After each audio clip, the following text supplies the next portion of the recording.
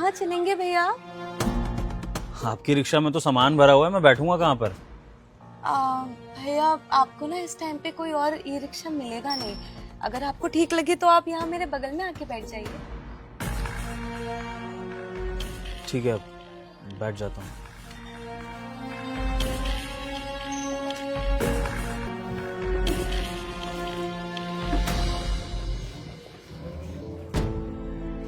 वैसे दिखने में तो पढ़ी लिखी लग रही हो। जी, मैं BA LLB कर रही हूँ। तो फिर रिक्शा क्यों चला रही हो? दरअसल ये रिक्शा मेरे पापा चलाते थे, तो एक दिन उनका एक्सीडेंट हो गया तो डॉक्टर ने बोला उन्हें बेड रेस्ट के लिए। अब घर चलाने के लिए किसी ना किसी को तो काम करना पड़ेगा ना। तो नौकरी भी तो करी जा सकती है भाई, इतनी पढ़ी लिखी हो, कोई अच्छी नौकरी कर लो। रिक्शा चलाने से कैसे काम चलेगा? जी, मैं नौकरी नहीं कर सकती क्योंकि मैं जुडिशरी की पढ़ाई कर रही हूँ, तो मेरी क्लासेस रहती हैं, तो मैं नहीं कर सकती। ओह, जुडिशरी, जज बनने का सपना है? जी। वैसे काफ़ी टफ एग्ज़ाम होता है, तुम्हें लगता है तुम क्रैक कर लोगी? देखिए, मैं पूरी मेहनत कर रही हूँ, ईश्वर चाहेगा तो क्रैक भी कर लूंगी। भाई रुक, और लड़की रुक रुक, कहाँ? और ये क्या, तूने अपने ई रिक्शा में इतना सारा सामान लोड कर रखा है? मुझको पता है ना इतना सारा सामान अलाउड नहीं है ई रिक्शा में। बता कहाँ जा रही है? सर, वो कोई सवारी मिल नहीं रही थी इसलिए सामान रखवा दिया। बस सेक्टर 72 तक ही जा रही हूँ, प्लीज जाने दीजिए ना। चल ठीक है, तू जा यहाँ से, तू लड़की है इसलिए छोड़ दे रहा हूँ, और थोड़ी मासूम सी भी है, चल जा।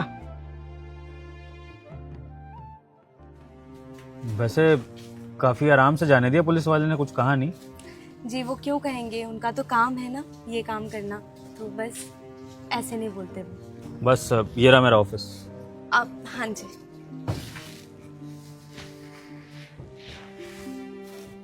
एडवोकेट राहुल बजाज को जानती हो?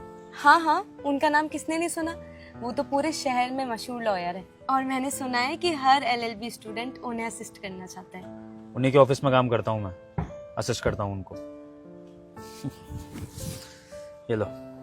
धन्यवाद भैया। अरे भैया, मुझे लगता है गलती से आपने अपना कार्ड मुझे दे दिया। गलती से नहीं आया, ये एडवोकेट राहुल बजाज जी के ऑफिस का कार्ड है, इस पर मेरा नाम भी छपा हुआ है, विभोर।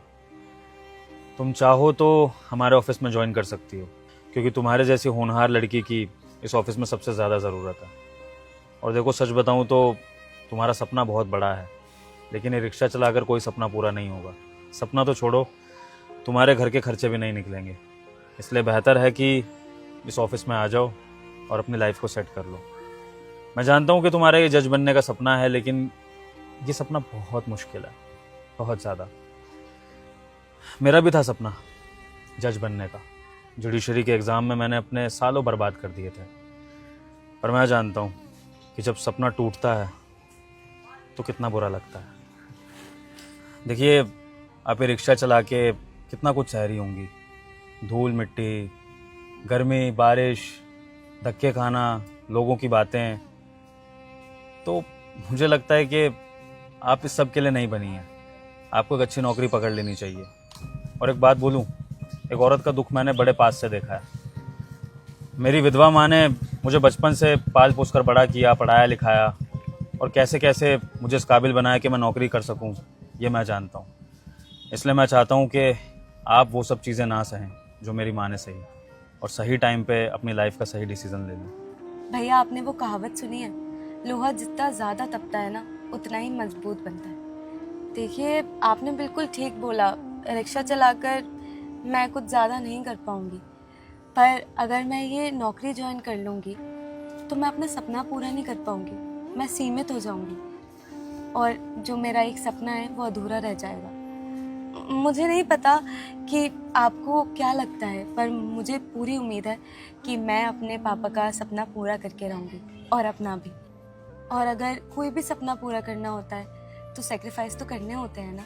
और भैया, अगर आपकी माँ आपको पढ़ा लिखा कर एक काबिल इंसान बना सकती हैं, तो मैं तो आज की नारी हूँ, मैं अपने आप को कुछ बना नहीं सकती क्या? वैसे भैया, मुझे बहुत अच्छा लगा